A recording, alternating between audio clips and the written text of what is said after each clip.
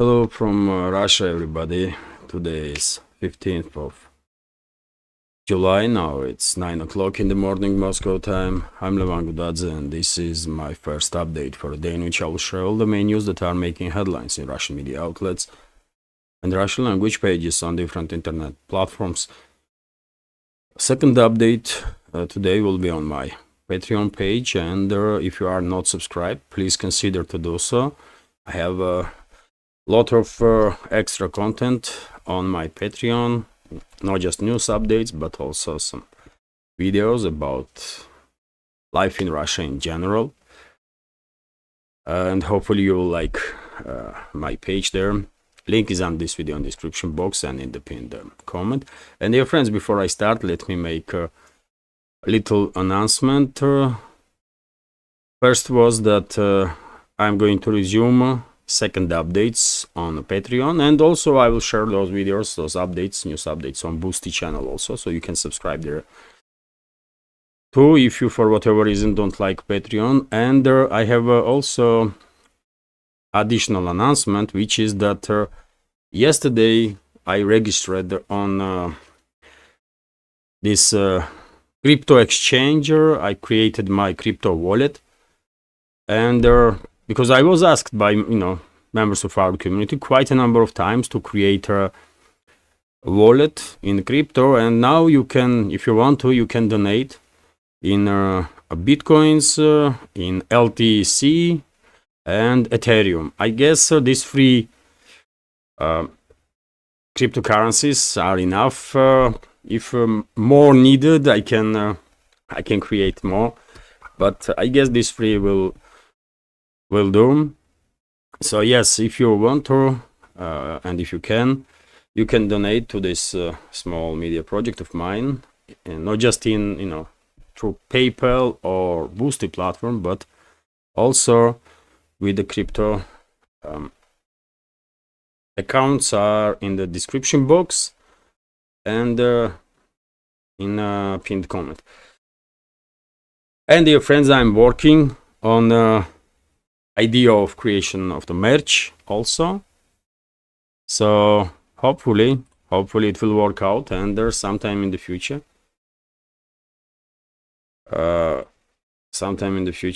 hopefully you will have a opportunity, if you wanted, to support channel and same time by purchasing some merch and same time receive something from the channel. Also I need to work on design and that kind of stuff, but hopefully it will work out. Let's see.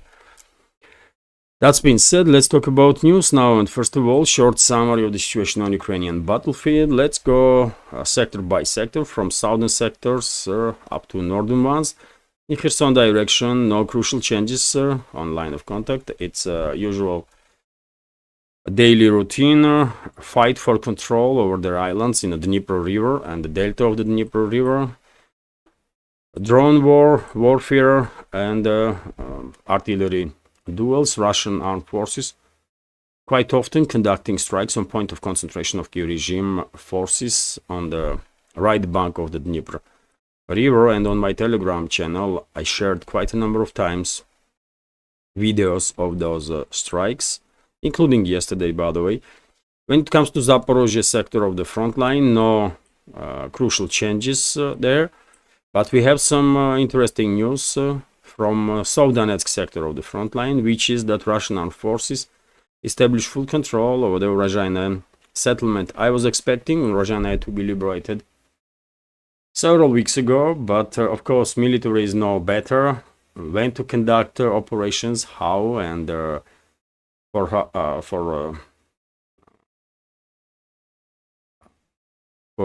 how long.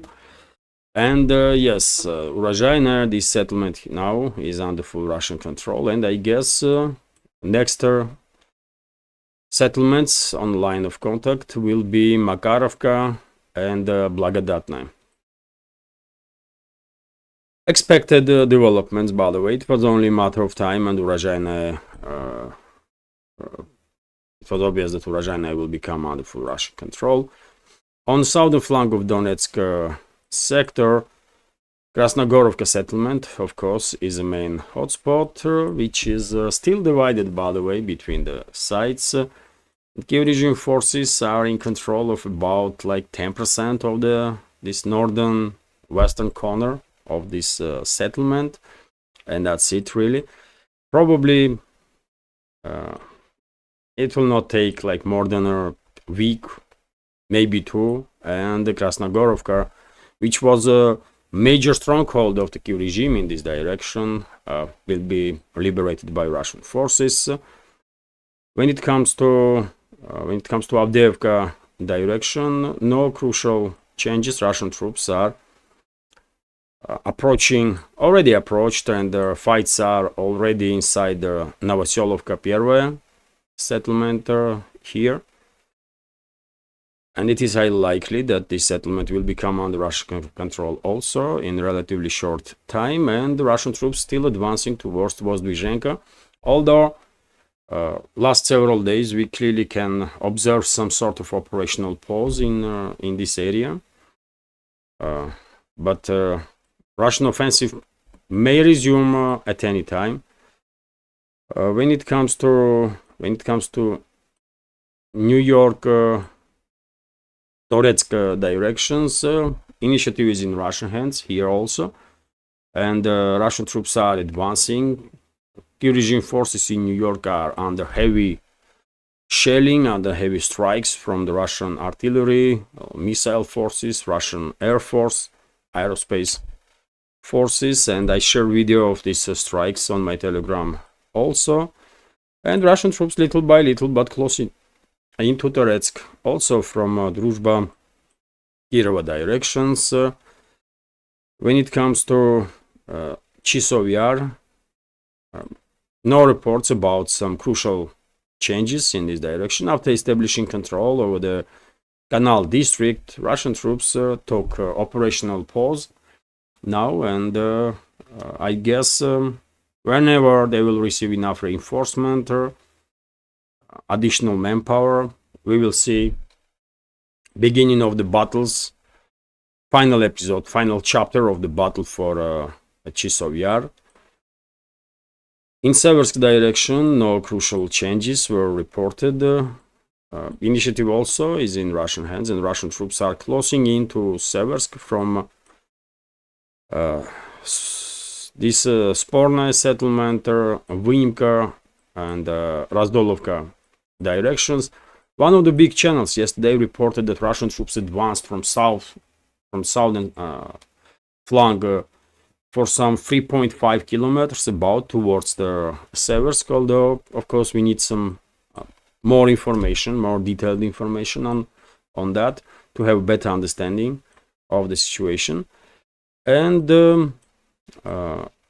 some channels, by the way, including Military Summary channel, one of the biggest channels, or maybe biggest military channel that there is, reports about possible Russian offensive operation in Kupiansk direction, and Dima, host of the channel, said yesterday that he expects this summer decisive battles to take place for Kupiansk, which is a clearly possibility. Russian troops are quite active to destroy support and supply lines of the Kiev regime forces in northern sectors of the front line, including in Kupiansk direction. Several bridges were destroyed in last few weeks, and yes, maybe we are about to see beginning of the Russian sectoral scale offensive operation towards Kupiansk. It's a clearly possibility. And when it comes to northern parts of Kharkov region, no crucial changes here. Gluboka is still under Russian control, by the way, despite all these predictions that Russian troops may withdraw from this settlement because of their high concentration of Kiev regime troops in this area, but it did not happen, as I was saying. And yes, Gluboka is still under Russian control. And when it comes to Volchansk, another hotspot on this buffer zone that Russian forces are creating in the last few months now.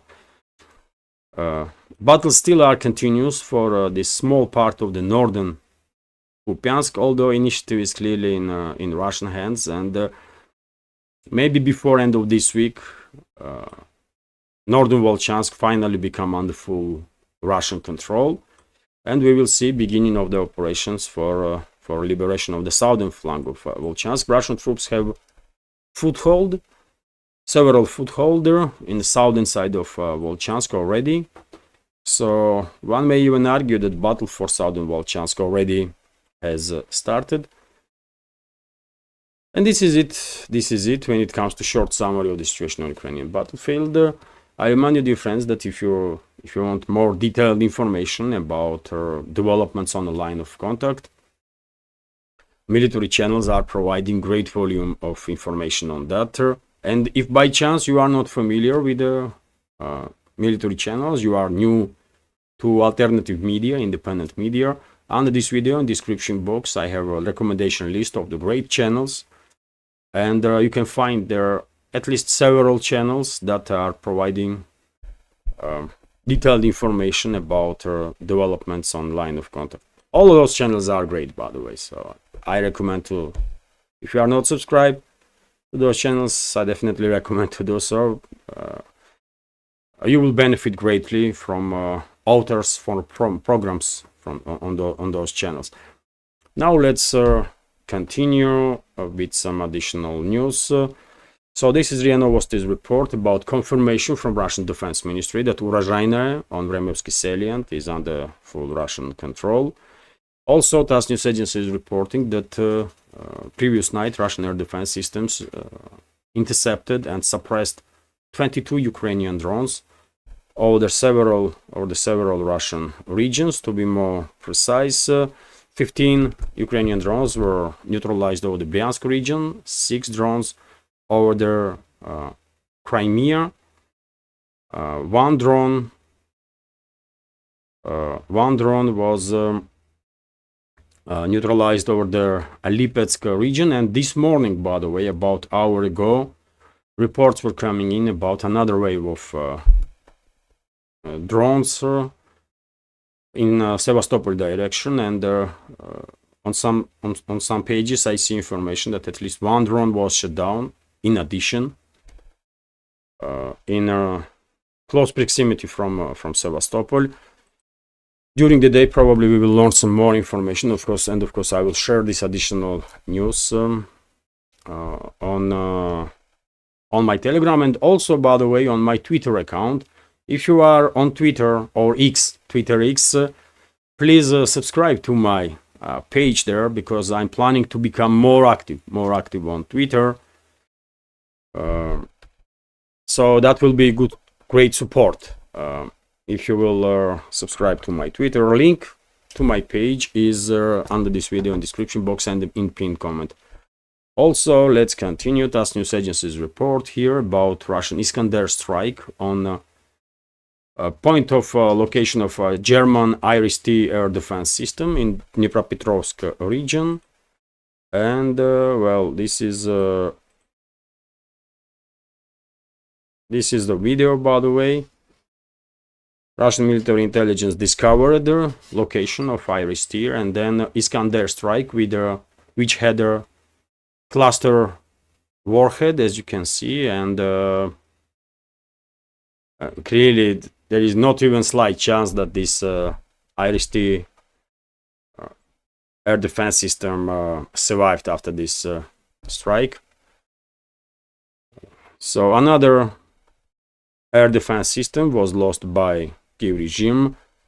TASS news agency is reporting that according to inside information of Politico, Kiev regime is somewhat disappointed with Washington's with NATO summit that took place in Washington from 9th to 11th of July, just a few days ago. I don't know what Kiev regime was expecting from that summit. It was a clown show, and it will went down in history as a clown show. no one should expect anything serious from NATO summits, by the way, because majority of the representatives there are literally clowns, laughing stocks. So why Zelensky and his criminal associates that are also clowns are disappointed? They had a good gathering there. It was a circus that was circus that was that media advertised worldwide. So I don't get it. What this clown Zelensky was expecting from that summit, that NATO gonna declare war on Russia or what? A bunch of idiots, man. And also interesting report, by the way, on RT, that Zelensky is increasingly paranoid, which is absolutely not surprising if you take in account volumes of some substances or powder or whatever that is that this crazy is consuming. And because you see him on these gatherings, isn't it, on summits and meetings and stuff. He clearly looks like he's not there. He's in some parallel universe. Yes, he's of course getting more and more paranoid. He's scared for his life now because, well, first of all, he is illegitimate president. Secondly, militaries in Ukraine are more increasingly opposing Zelensky and his inner circle. Confrontation is widening. Zelensky is losing support in the West, understandably so, and it's just a matter of time, if you ask me, that one way or another, but Zelensky will be removed from office, and most likely Zaluzhny will take his place. Former head of Ukraine's general staff that was appointed as ambassador recently, as ambassador of Ukraine into UK. So, let's read a few sentences here. Vladimir Zelensky is becoming more and more concerned for his life as the conflict between Moscow and Kyiv continues. Reuters has reported in a profile about the Ukrainian politician on Saturday. Zelensky has grown increasingly paranoid about suspected Russian attempts to assassinate him and destabilize Ukraine's leadership, a senior European official told the agency. And rightly so, he added.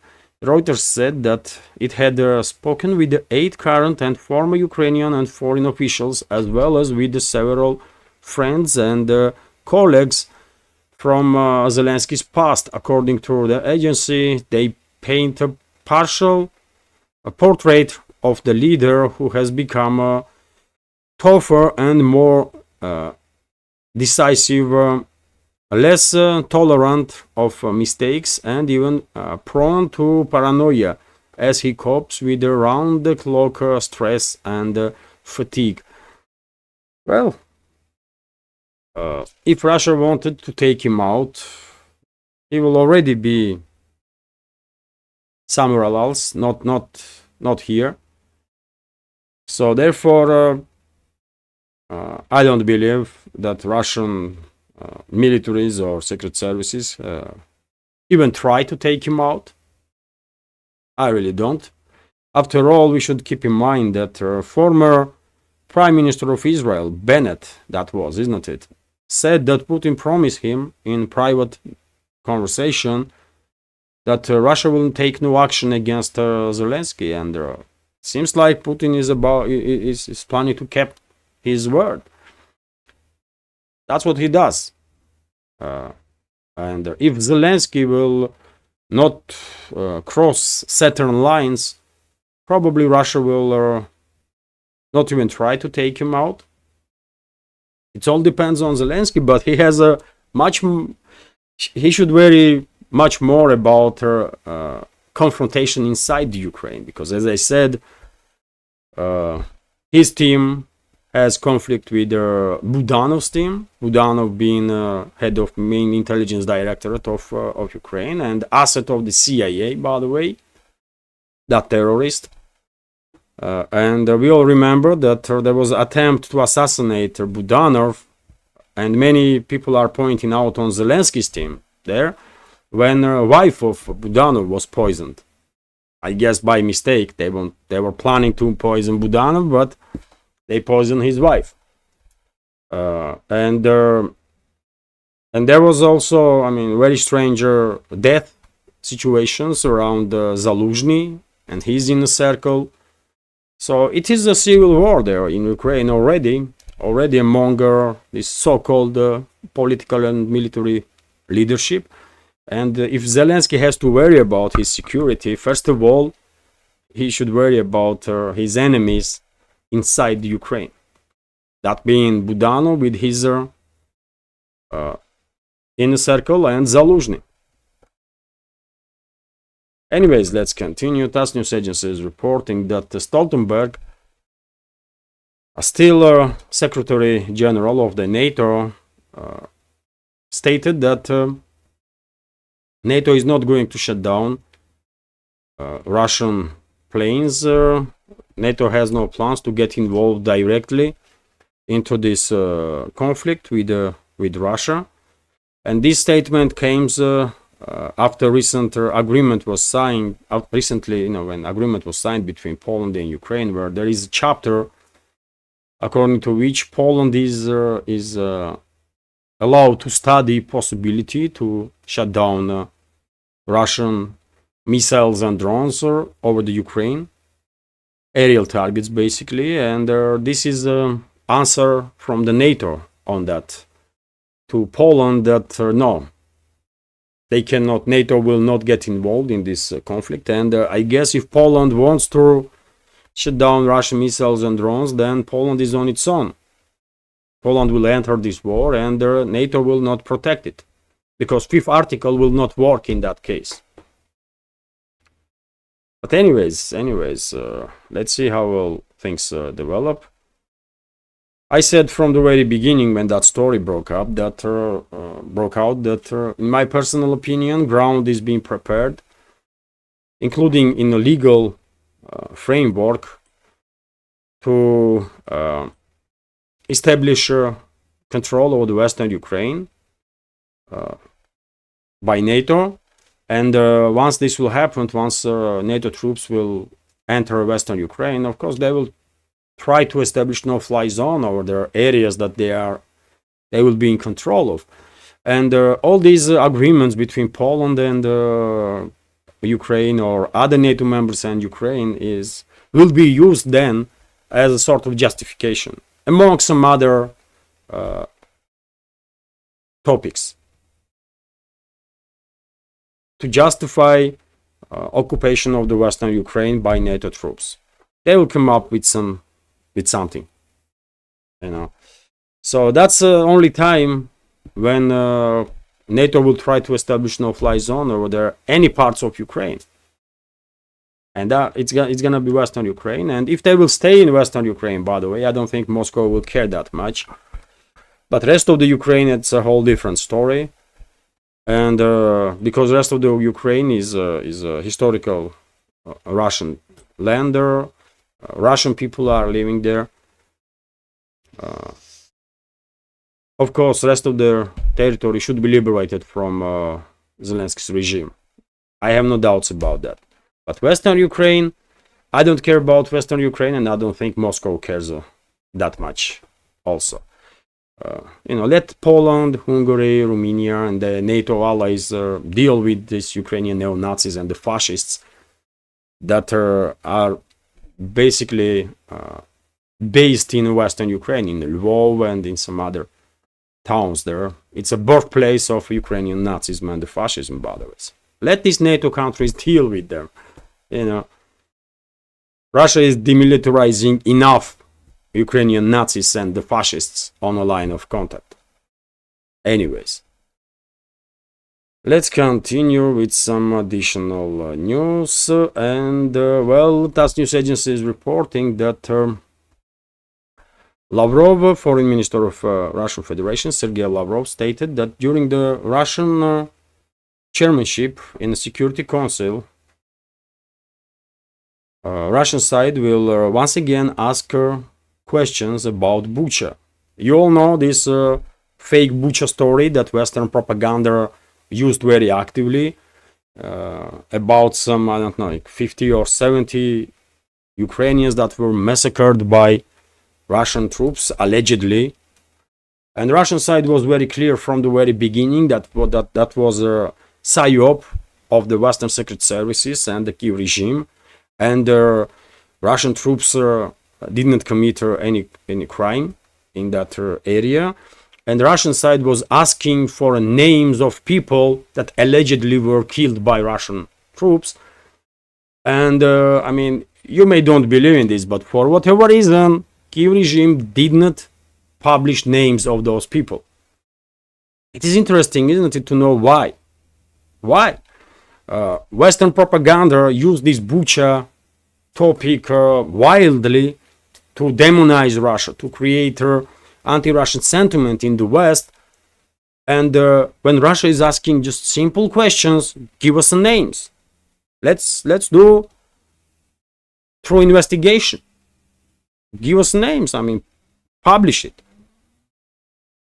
Kiev is refusing, and you know why? Unfortunately, people die in Bucha, and unfortunately, people are dying on the line of contact if they are not evacuated before battles began. It is tragic that collateral damage almost unavoidable in certain situation, but we all know that Russian army is acting extremely professionally, and the Russian troops are doing whatever they can to minimize casualty numbers among civilians. It's just too obvious. This conflict continues more than 2.5 years now, and we clearly can see a difference between operations, for example, Russian troops and Israeli IDF, for example. I mean, difference is astonishing, right? Russian troops acting according to law of war. There may be some, some soldier may go crazy at some point. It happens in any army under heavy stress. Some military personnel may, break down, have a mental breakdown, and may commit some war crime. It happens almost always everywhere, but this is a separate incident, right? It's not systemic approach. It's not systemic when army has a task to neutralize as much people as possible. So separate these tragic accidents might occur anywhere in any conflict, but it's clearly not systemic, and everybody knows perfectly well that Russian armed forces are doing whatever it takes, very often risking their lives, by the way, to minimize casualty numbers among civilians. While we have a clearly different approach from IDF that don't give they don't care about civilians at all. So it's a clearly different approaches there, right? But to go back to Bucha incident, I mean, why Kiev regime is refusing to publish names? Maybe because it will become known then that people who really die in Bucha were supporters of Russia. Because when I still remember, by the way, when I saw certain pictures from Bucha, people had a whiter, bandage on their arms. And you know who had this white strap on arms? People that were pro-Russian. And this way they were signaling that, you know what, we are not against you, don't take us as a hostile side. And I still remember, by the way, that on those pictures, people that were lying on the streets, and they had these white bandages on the arms. Why? Kiev regime never used, or Kiev regime supporters never use that. Usually, when you are talking about Kiev regime forces, it's green, yellow, blue, or whatever, but not white. Russian troops are using white color for identification. But in any case, by the way, I'm not investigator. I was not there, and I want to see true investigation. And the Russian foreign minister is determined to use this opportunity of chairmanship of Russia in Security Council, and questions will be asked to Kiev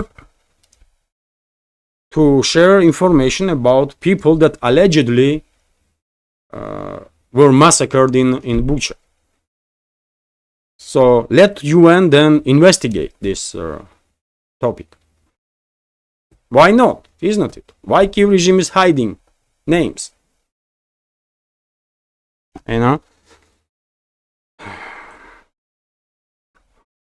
And unfortunately, by the way, I mean, I'm 100% sure, by the way, it was a psyop of Kiev regime. Civilians were killed by Kiev regime, and then they tried to create this picture that it was Russians. And unfortunately, Western so-called media, especially BBC, by the way, went full-on crazy mode on that, and they start demonizing Russia with this false narrative for many, many months. Isn't it? That's why I have no respect for such a propaganda outlets no more, man. I don't even call them media no more. I don't see them as a media like BBC or rest of the crap, man. Anyways, let's continue. TASS news agency is reporting that, oh, by the way, we approached about middle of the update, and therefore let me advertise a little bit my own channels.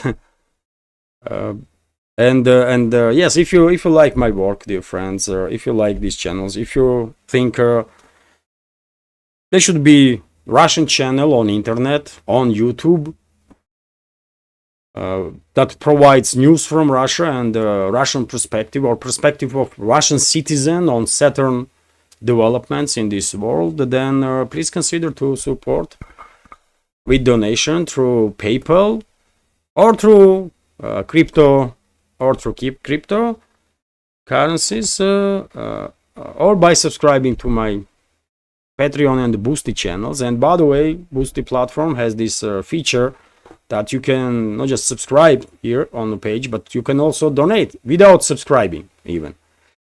So yes, you can just check out Boosty. Some members of our community find it difficult to operate on this page, but I mean, I don't know. It seems quite easy to navigate for me. But anyways, all the links, by the way, are on this video in the description box and in the pinned comment. You may not be familiar with Boosty, but Patreon knows everybody. Patreon is a well-established Western platform, and yes, I will be grateful if you will become a Patreon, and if you will subscribe to my channel there. Let's continue now. TASS news agency is reporting that Tzahal IDF of Israel made a statement that they neutralize head of military wing of the Hamas, Rafia Salami, in Khan Yunis during the strike. And well, there is no confirmation of this information from Hamas side yet, but one should keep in mind that Israeli forces were claiming killing of Rafia Salami for 5 or 7 times previously, and therefore maybe they are not correct this time also. I don't know. Let's wait and see. But that's the information that is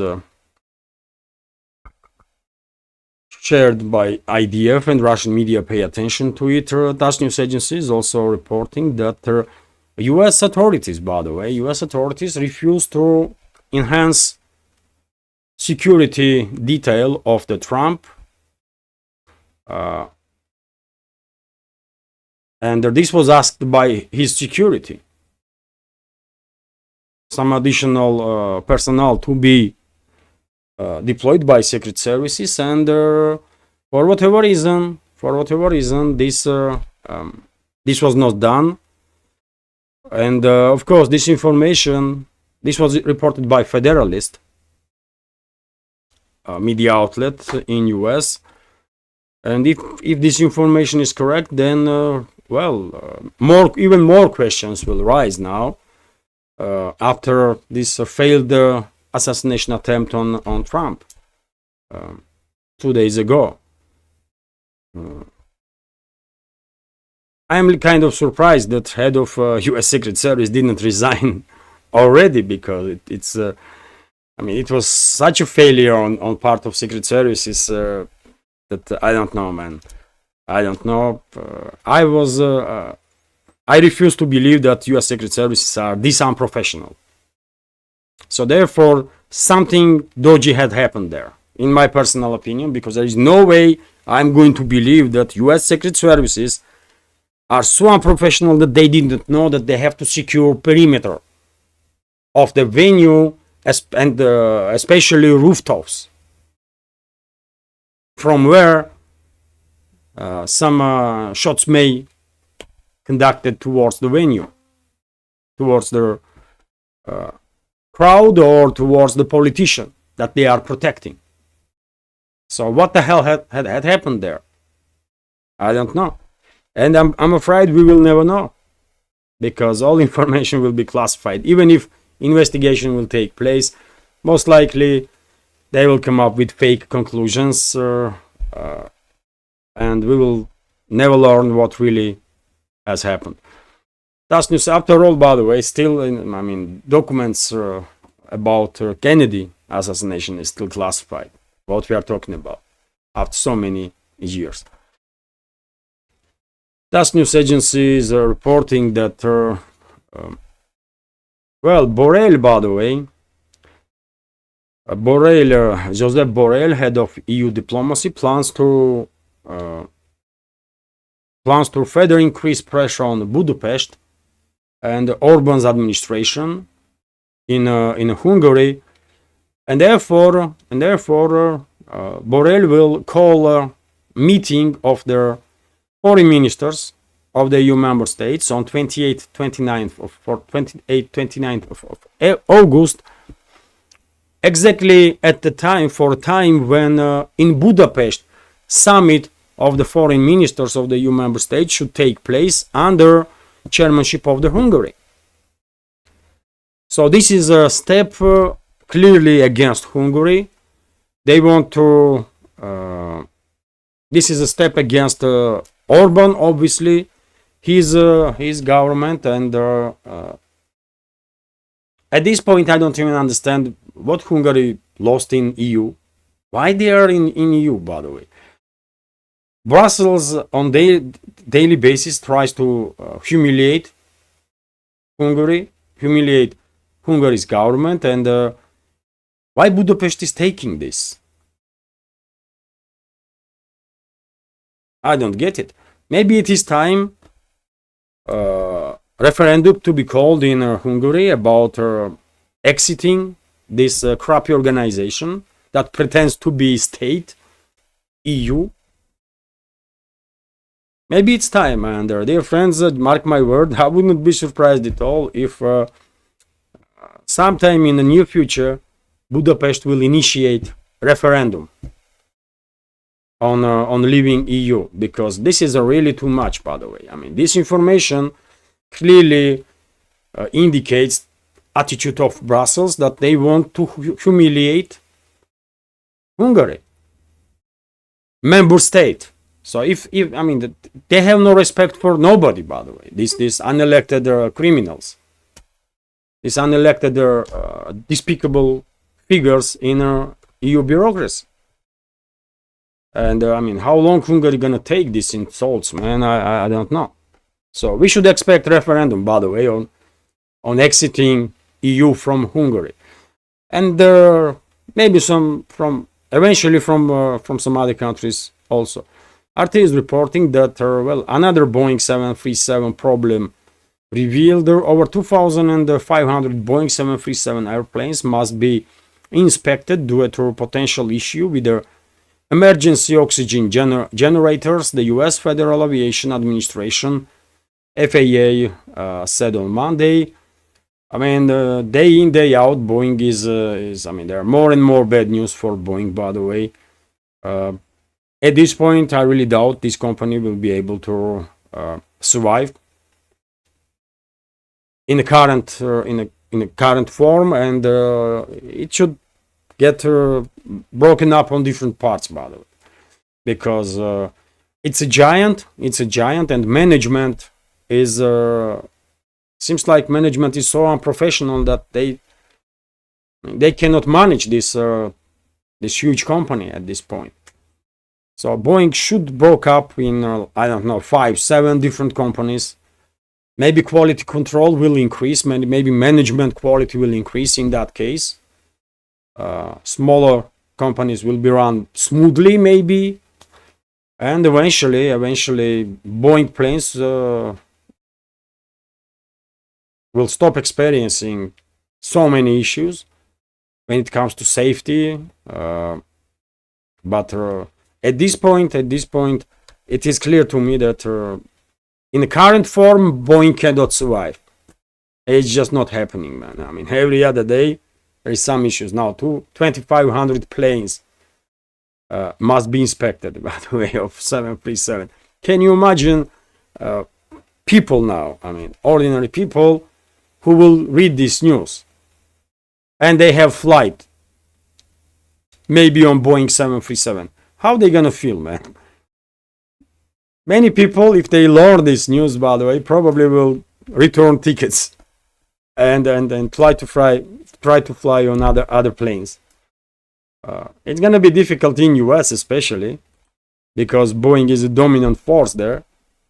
But well, and I will end this update, by the way, on this news that emergency situation was declared in Novorossiysk due to fires, forest fires.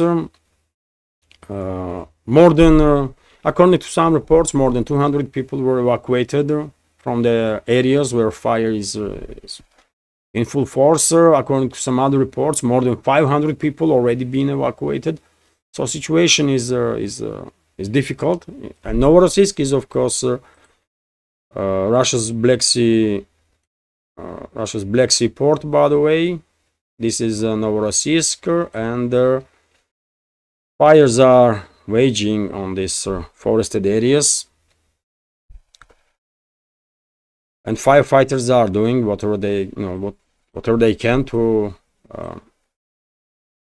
extinguish those fires. There was rumors, by the way. There was rumors that Kiev regime is conducting sabotage activities, and Kiev regime is basically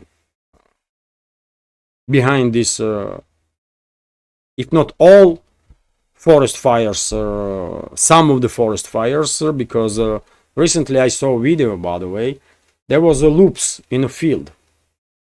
Loops on a field, and we all know if sunlight strikes this loop, I mean, it may heat up very rapidly when light comes out from other side of that loop, and in one field some 50 or 70 of those loops were found, and earlier there was a fire on wheat fields, on the fields that wheat was cultivated, and therefore it is unfortunately it is possible that it's a Kiev regime forces that are dropping some stuff from the drones to provoke these wildfires, because they are terrorists, by the way. Zelensky is a terrorist and mass murderer. His associates, all of them, every single one of them is a terrorist and mass murderer and should be prosecuted. And let's hope they will be prosecuted. eventually, for all the crimes that they committed against Russia and Russian people and against Ukraine and Ukrainian people by acting on behalf of Western ruling class and serving geopolitical agenda of the Western elites. Anyways, I will end this update on this. I hope you will find it informative and interesting, and if so, please click that like button and leave some commentary. And if you can, please share information about my channel with your friends in real time, in real life, or on internet. And yes, as I mentioned earlier, I will have a second update today, second news update on my Patreon later on my Patreon page. And yes, I guess this is it. If you want to support, by the way, all the links are under this video in the description box and in the pinned comment. Have a great day and take care.